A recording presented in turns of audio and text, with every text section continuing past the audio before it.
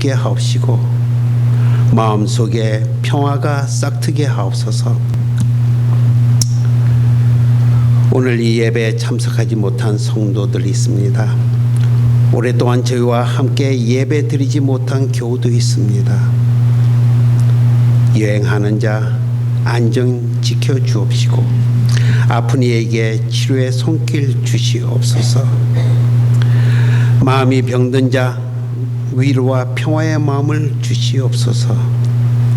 그리하여 다음 주일에는 모든 어려움 주님께 맡기고 저희와 함께 기쁨으로 소리 높여 예배 드릴 수 있는 귀한 은혜 베풀어 주시옵소서. 부엌에서 열심으로 봉사하는 성도들 기억하여 주옵시고 이 시간 아이들을 가르치는 선생님들 함께 하셔서 노고 치하하여 주시옵소서. 주님, 오늘 주의 말씀을 선포하시는 김기대 목사님 항상 함께 하옵시고 늘 건강 지켜 주시옵소서. 그의 가정 또한 지켜 주시옵소서. 많은 시간과 정성으로 준비한 하나님의 뜻을 전할 때 저희들 바로 깨닫는 귀한 은혜의 시간 되게 하옵소서. 오늘의 모든 일이 주님의 뜻 안에서 온전히 이루어지기를 아무 공로 없는 죄인 예수님 이름 의지하고 간절히 기도드립니다. 아멘.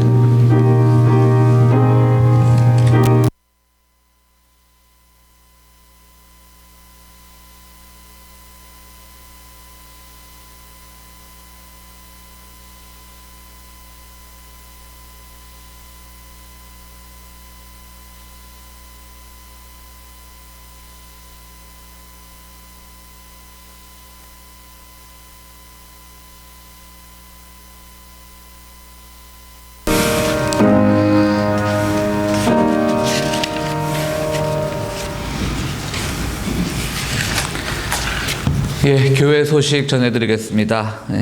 1월의 성경 구절, 1월의 기도 제목 늘 기억하시고요.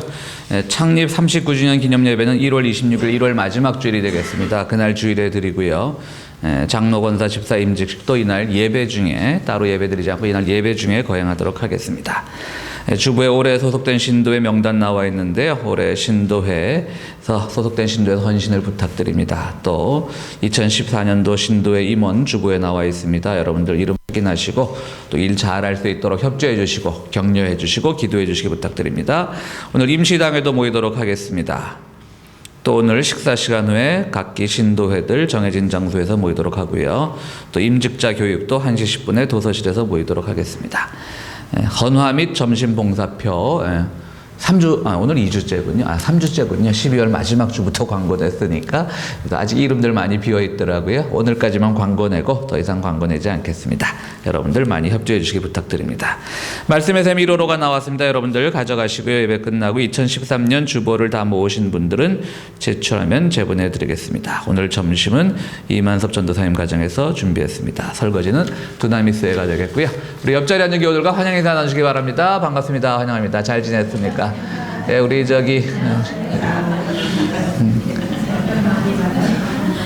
우리 김희수 집사님 네 분 우리 잠깐 자리에서 이러시죠. 예, 환영합니다. 예.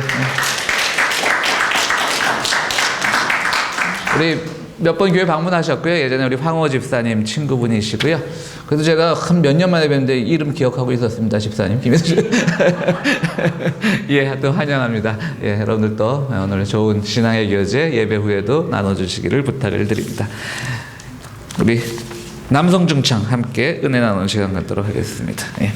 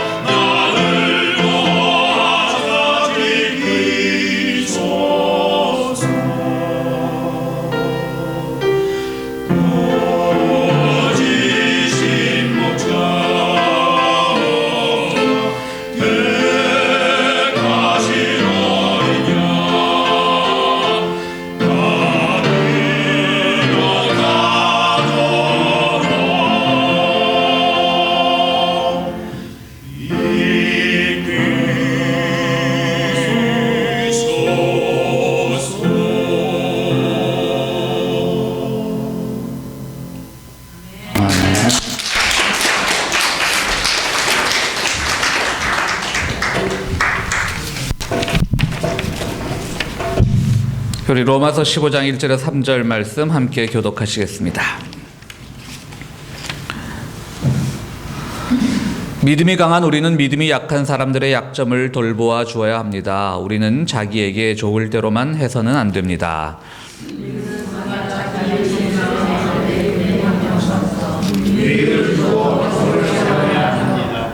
그리스도께서도 자기에게 좋을 대로만 하지 않으셨습니다.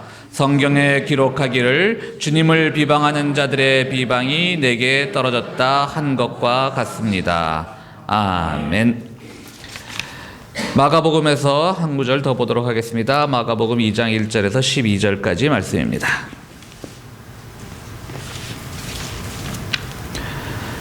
며칠이 지나서 예수께서 다시 가버나움으로 들어가셨다. 예수가 집에 계신다는 말이 퍼지니 많은 사람들이 모여들어서 마침내 문 앞에조차도 들어설 자리가 없었다. 예수께서 그들에게 말씀을 전하셨다. 그때 한 중풍병 환자를 4사람이 데리고 왔다. 무리 때문에 예수께로 데리고 갈 수 없어서 예수가 계신 곳 위에 지붕을 걷어내고 구멍을 뚫어서 중풍병 환자가 누워있는 자리를 달아내렸다. 예수께서는 그들의 믿음을 보시고 중풍병 환자에게 이 사람아 내 죄가 용서받았다 하고 말씀하셨다. 율법학자 몇이 거기에 앉아 있다가 마음속으로 의아하게 생각하기를 이 사람이 어찌하여 이런 말을 한단 말이냐. 하나님을 모독하는구나. 하나님 한 분밖에 누가 죄를 용서할 수 있는가 하였다. 예수께서 그들이 속으로 이렇게 생각하는 것을 곧바로 마음으로 알아채시고 그들에게 말씀하셨다. 어찌하여 너희는 마음속에 그런 생각을 품고 있느냐. 중풍병 환자에게 내 죄가 용서받았다 하고 말하는 것과 일어나서 내 자리를 걷어서 걸어가거라 하고 말하는 것 가운데서 어느 쪽이 더 말하기가 쉬우냐. 그러나 인자가 땅에서 죄를 용서하는 권세를 가지고 있음을 너희에게 알려주겠다. 예수께서 중풍병 환자에게 말씀하셨다. 내가 네게 말한다. 일어나서 내 자리를 걷어서 집으로 가거라. 그러자 중풍병 환자가 일어나 곧바로 모든 사람이 보는 앞에서 자리를 걷어서 나갔다. 사람들은 모두 크게 놀라서 하나님을 찬양하고 우리는 이런 일을 전혀 본 적이 없다 하고 말하였다. 아멘. 예, 우리 잘 아는 얘기입니다. 우리 중풍병 환자를 4명의 친구들이 천장에서 내어서 병고침까지 이끌어내었다라고 하는 우리에게 너무나 잘 알려진 예수님의 기적 설화입니다. 예수께서 처음 활동을 시작하셨을 때 누구도 예수님을 환영하지 않았죠. 사실은 모두가 다 배척하기에 급급했습니다. 오늘 본문 2장부터 시작하는데요. 바로 앞에 1장 45절에 보면 어떤 본문이 나오냐면 제가 다시 읽어드리면 그러나 그는 나가서 모든 일을 널리 알리려고 그 이야기를 퍼뜨렸다. 그러므로 예수께서는 드러나게 동네로 들어가지 못하시고 바깥 외딴 곳에 머물러 계셨다. 그래도 사람들이 사방에서 예수께로 모여들었다. 예수님께서 사람들에게 복음을 전파하시려고 동네마다 들어가면 그 동네에서 다 배척을 하는 거예요. 나가라 나가라. 때로는 율법학자들이 배척하기도 하고 때로는 예수님을 따르면서도 어떤 소요가 일어날 것이 두려워서 예수님을 따르는 사람들조차도 자꾸 예수님을 배척을 하는 겁니다. 그래서 예수님이 마을에 들어가지 못하시고 광야에서 말씀을 전하시는데 그 말씀이 얼마나 힘이 있는지 사람들이 광야로 모여들어서 많이 예수님의 말씀을 듣고 따랐다라고 하는 것이죠. 그러니까 예수님이 다시 한번 자신을 얻습니다. 그래서 자신을 얻으시고 가버나움이라고 하는 동네로 들어가셔서 어느 집에 자리를 잡으시고 거기서 말씀을 전하시게 된 것이 오늘 본문의 배경입니다. 사실 우리가 신앙생활하면서 교회의 규모를 생각하면서 늘 우리 같이 작은 교회에서 늘 하는 말이 있죠. 인원수가 중요한 것이 아니다. 믿음의 질이 중요하다. 꼭 그런 건 아닌 것 같아요. 인원수도 중요한 것 같아요. 우리 예수님 보시니까 많은 사람들이 따르니까 자신감이 생기셔가지고 마을에 다시 들어가서 집에 앉으셔가지고 또 말씀을 전하시는 것이죠. 그러니까 우리도 올해는 좀 인원수도 좀 중시하는 한 해가 되었으면 좋겠습니다. 교회 질도 중요하지만 어쨌든 예수님이 자신감 있게 말씀을 전하시니까 사람들이 쫙 모인 거예요. 사람들이 얘기를 듣고 있는 거죠. 설교를 듣고 있는 겁니다. 예수님의 성경 강해를 듣고 있는 겁니다. 그런데 한 중풍병자가 급합니다. 예수님께서 치유의 기적을 많이 행하신다는 그 소문을 들었겠죠. 그래서 이제 4명의 친구가 1명의 거동을 전혀 하지 못하는 중풍병자를 데리고 예수님께 가서 치유 기도를 받으려고 하는데 수많은 사람들이 그 집을 둘러싸니까 도저히 접근할 수가 없는 거예요. 그래서 이 친구들이 머리를 짜내서 천장 위로 올라가서 지붕 위로 올라가서 누구의 집인지는 모르겠지만 어쨌든 남의 집 지붕을 뜯어내고 그곳에서 들것에 실린 이 중풍병자를 4명이서 이렇게 잡아가지고 우리 모태신앙이나 어릴 때부터 교회 생활한 분들은 주일학교에서 그 그림으로 배웠던 기억들이 생생하실 것 같은데요. 이제 중풍병자를 드러내렸던 것이죠. 그래서 예수님이 그 믿음을 보시고 이 중풍병자를 낫게 했던 겁니다. 오늘 본문을 보면 약간 좀 하나님의 말씀을 의심해서는 안 되니까 좀 더 순화해서 말하자면 미심쩍은 부분들은 좀 있습니다. 과연 사람들이 꽉 모였는데 그럼 천장까지는 어떻게 접근했느냐? 성서 주석서 제가 설교를 하면서 주석서들을 보니까 거기에 대해서도 흔쾌하게 대답을 하지는 못하더라고요. 그러니까 예를 들어서 문 앞에만 사람들이 모여들었다. 그러면 뒤로 돌아가서 창문으로 들어갈 수도 있지 꼭 지붕에서 드러내릴 필요가 있느냐? 결국 사람들이 모여들었다라고 하는 것은 사방이 다 인파로 둘러싸여 있었다는 얘기인데 어떻게 천장까지 접근할 수 있었을까? 어떻게 접근했겠습니까? 아무도 모릅니다. 그냥 이거는 넘어가는 겁니다. 그냥 이거는 어떻게든 접근했겠죠. 얼마나 그 친구들이 이 한 명의 친구를 살리기 위해서 얼마나 의지들이 강렬했으면 어쨌든 접근해서 천장까지 올라갔던 겁니다. 자, 그래서 이제 친구를 드러내렸고요. 예수님도 놀랐겠죠. 우리가 한 영화의 장면 또는 말씀드렸듯이 우리 주일학교 때 배웠던 그 그림 성경의 한 장면을 생각해 보자면 천장에서 사람이 뚝 떨어지니까 예수님도 놀랐고 인파들도 놀랐고 어쨌든 예수님은 믿음을 보시고 그를 치유했던 겁니다. 그것이 오늘 본문의 내용입니다. 그런데 오늘 본문에서 특이한 것은요, 예수님께서 이 중풍병자를 고칠 때 뭐라고 말씀을 하셨냐면 그들의 믿음을 보시고 하면서 이 중풍병자를 고친 겁니다. 예수님께서 많은 환자 치유를 하시지 않았습니까? 그때 예수님께서 하신 그 몇 가지 유형이 있습니다. 첫 번째로는 사람들이 막 예수님의 그 치유의 은사가 있는 걸 알고 막 달려옵니다. 어떤 사람은 눈이 먼 사람은 예수님을 못 알아보고 있다가 목소리만 듣고 다윗의 왕이에요, 다윗의 자손이요 이러면서 치유받고 이러죠. 그 치유 설화들을 보면 대부분 예수님께서 뭐라고 말씀하시냐면 제가 자주 드리는 말씀이지만 예수님이 이 병을 고쳐주고 나서 결코 생색내지 않으셨습니다. 자, 나 잘 믿으면 이렇게 너희들 다 병 고침에 치유받는 거야. 이런 류의 말씀을 하시지 않았어요. 뭐라고 말씀하셨냐면 내 믿음이 너의 믿음이 너의 병을 고쳤다라고 하는 것이죠. 나를 고백하는 너의 믿음이. 그러니까 한 개인이 가지고 있는 믿음이 얼마나 중요한가를 설명하시는 거죠. 그것이 첫 번째 유형입니다. 내 믿음이 너의 병을 고쳤다. 두 번째 유형은 뭐냐면 정말 거동을 못하는 사람들이 있어요. 바로 요한복음 5장에 나오는 그 베데스다 목가에서 38년 동안 있었던 사람이 있죠. 이분은 거동을 못하는 거예요. 근데 그 베데스다 연못이 움직일 때마다 누가 가장 그 물 움직이는 것을 보고 처음으로 뛰어든 사람만이 병을 고칠 수 있는 건데 이분은 거동을 못하니까 늘 누군가가 나를 저 물이 움직일 때 연못에 넣어줬으면 하면서 세상 한탄만 하고 있었던 사람이죠. 그러니까 예수님은 그 측은히 보시고 자비심을 가지고 그에게 내 자리를 들고 걸어가라고 말씀하셨어요.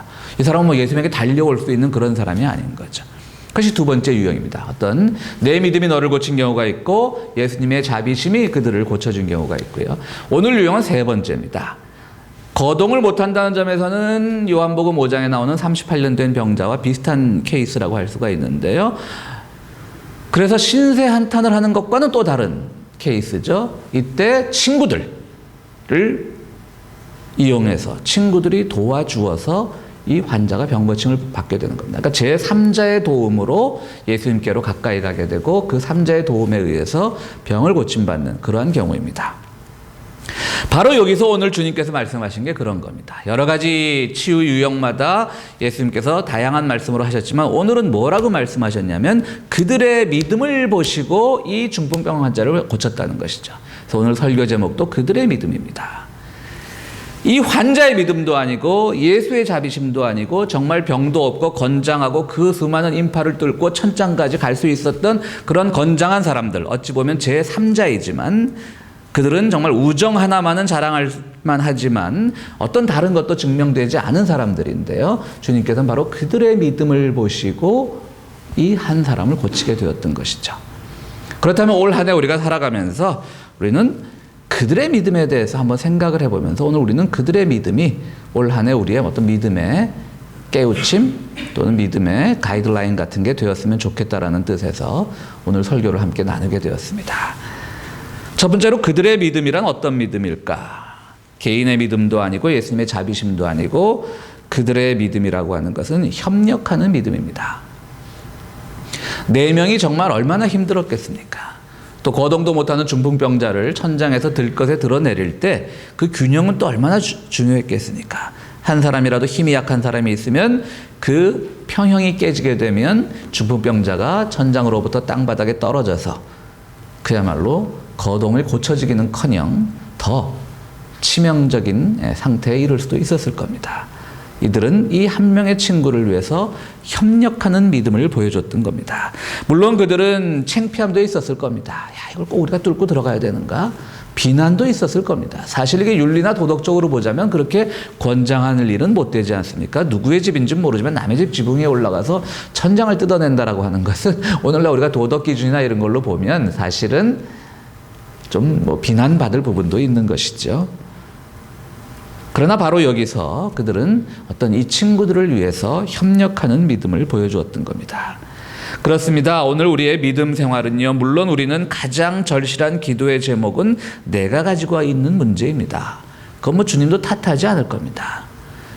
우리는 신앙의 큰 대의를 가지고 우리는 이웃을 위해 기도해야 되고 이웃을 섬겨야 되지만 사실 우리 모두가 기도할 때 자기의 문제처럼 시급하고 당면한 것이 어디 있겠습니까? 그것은 굳이 탓할 일은 못 됩니다. 그러나 믿음이 만약 그 단계만 머물러 버린다면 우리의 믿음은 발전하지 않을 겁니다. 우리에게 더욱더 중요한 것은 바로 우리가 어떤 일을 위해서 또 누군가를 위해서 함께 협력하고 교회의 사명을 위해서 또는 이웃의 고통을 우리가 함께 나누는 과정에서 협력하는 자세의 믿음이 매우 필요한 겁니다. 그것이 바로 믿음인 겁니다.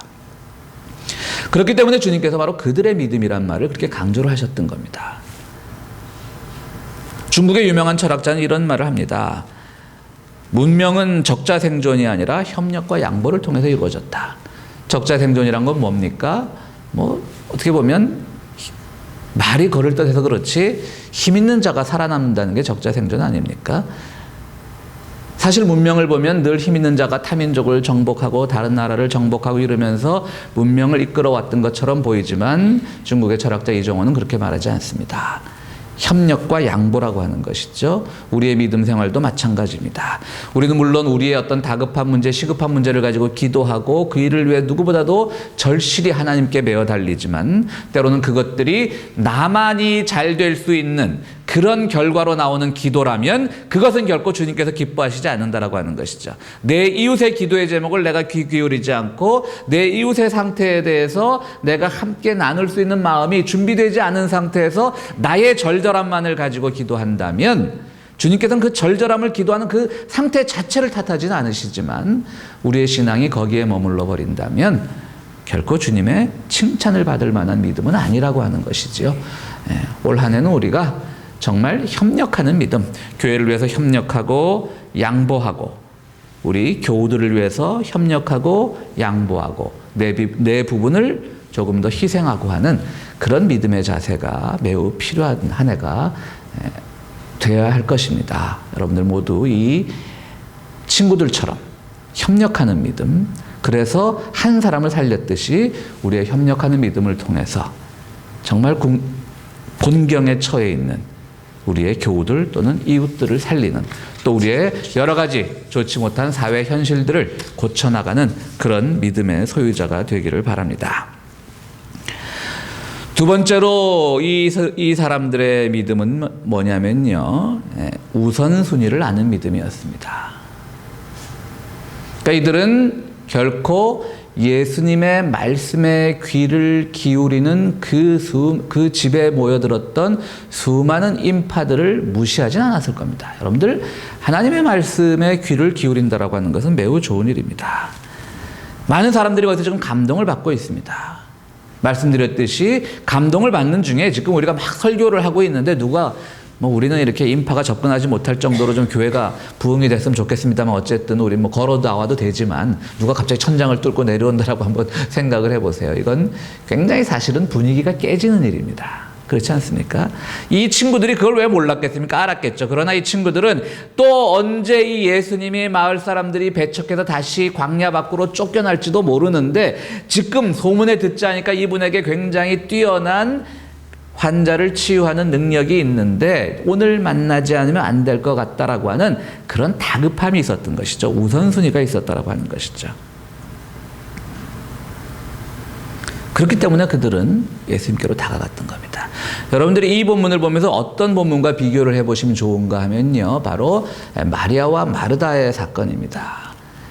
예수님께서 마리아와 마르다 집을 방문하셨을 때 마리아는 예수님의 말씀에 귀를 기울이는 쪽이었고 마르다는 예수님을 접대하기 위해서 음식을 준비하는 쪽이었는데 그 당시 상황만 따지고 본다면 마르다가 좀 무안을 당하지 않습니까? 예수님은 봉사하는 그 손길보다는 말씀을 듣는데 더 충실했던 마리아에게 후한 점수를 주시잖아요. 그 경우와 비교한다면 어쩌면 이 부분은 그 반대일 수도 있어요.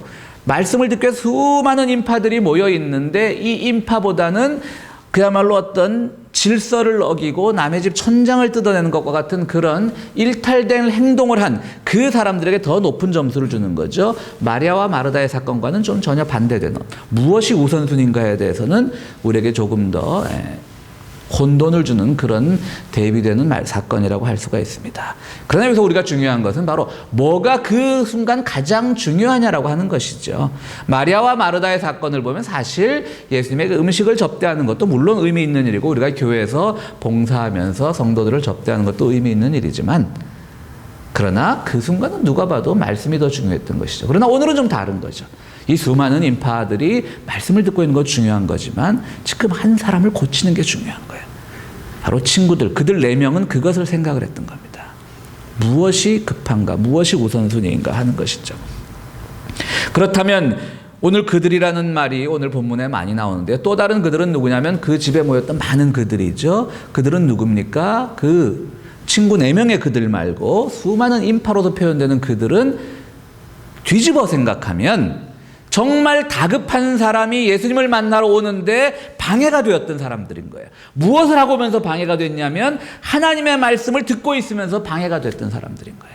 오늘 우리들에게 신앙의 반성이 필요한 부분입니다. 우리는 분명히 하나님의 말씀을 듣고 있는데 그래서 그 말씀을 듣고 은혜를 받고 있는데 그 말씀이 생명의 말씀이라고 믿고 있는데 바로 그 말씀에만 치중한 나머지 우리가 삶의 현실을 조금 더 밖으로 돌려보면 오히려 정말 다급한 사람들, 정말 힘든 사람들, 정말 어려운 사람들이 주님에게로 다가오고 있는 것을 우리가 막고 있는 것은 아닌지. 여기 또 다른 그들은 사실은 막는 역할이에요. 다급한 사람들. 야, 너 뭐하니? 우리 지금 이 은혜롭게 예수님의 말씀을 경청하고 있는데.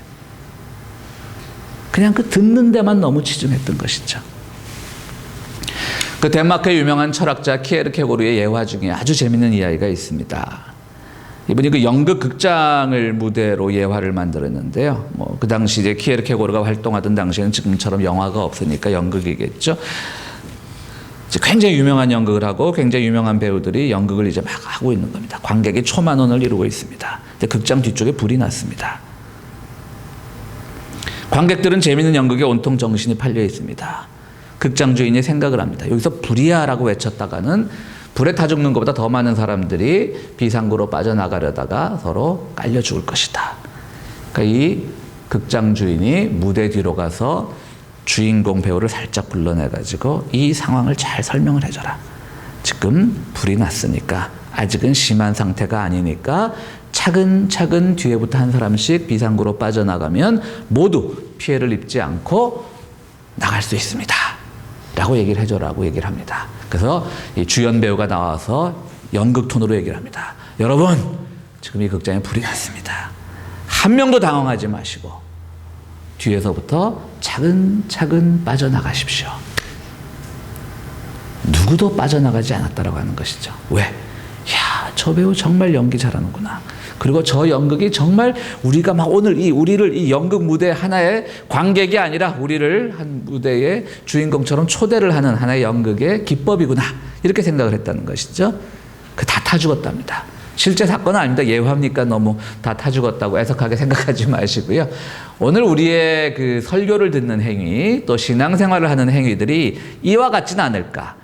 들을 때는 너무나 은혜롭고 들을 때는 나를 향한 말씀 같지만 실제로 우리가 한꺼풀 밖으로 돌려보면 정말 시급한 일이 있는데, 정말 살려야 될 사람이 있고 살아야 될 영혼이 있는데 우리는 그것을 잃어버리고 그저 달콤한 말을 듣는 데 익숙하고 그저 나에게 유익이 되는 것 같은 그 말에만 익숙해서 우리가 돌보아야 될 여러 현실들을 외면하고 있는 것은 아닌지. 그래서 정말 다급한 사람들이 주님의 말씀을 듣고 그들의 결단이 필요한데 그들을 우리는 오히려 수많은 인파처럼 그들이 우리에게 주님께로 다가오는 것을 막고 있는 역할을 오늘 우리가 기독교인의 이름으로 하고 있는 것은 아닌지. 그것을 주님께서는 오늘 본문을 통해서 우리에게 가르쳐주고 계신 거예요. 그러니까 그들의 믿음이란 뭐냐면 네 명으로서의 그들은 우선순위를 아는 믿음이었던 것이고요. 그 네 명을 제외한 수많은 인파로서의 그들은 오히려 다급한 사람들을 가로막는 역할을 하고 있는, 나쁜 일을 하면서 가로막은 것이 아니라 분명히 주님의 말씀을 듣는다라고 하는 좋은 일을 하고 있지만 실제로 그것이 누군가의 삶의 다급함을 가로막을 수도 있다는 그 반성을 우리들에게 전해주고 계신 본문인 거죠. 분명히 우리가 주님의 말씀을 듣고 그것을 통해서 은혜를 받고 그것이 내 삶의 자극제가 된다라고 하는 것은 좋은 일입니다. 그러나 오늘 현실에서 수많은 사람들이 아우성을 치고 수많은 사람들이 힘들어할 때 우리는 교회라는 공간 속에서 하나님의 말씀을 듣는 데만 익숙하면서 정말 주님의 말씀의 능력이 해방의 공간에서 필요한 그 사람들을 오히려 가로막고 있는 것은 아닌지 우리 스스로 돌아보아야 되는 것입니다. 세 번째로 그들의 믿음은 무엇인가? 그 네 명의 믿음이요, 한 명의 중풍병자를 살렸습니다. 중풍병자는 물론 이 당시는 주님께서 친히 치유하신 정말 환자로서 치유된 기적의 혜택을 받은 그 사람이지만요, 오늘 이 시대를 살아가는 우리들에게는 그저 자기 스스로는 아무것도 할 수 없는 소극적인 사람을 상징한다라고 볼 수가 있습니다. 그런데 바로 친구 그들이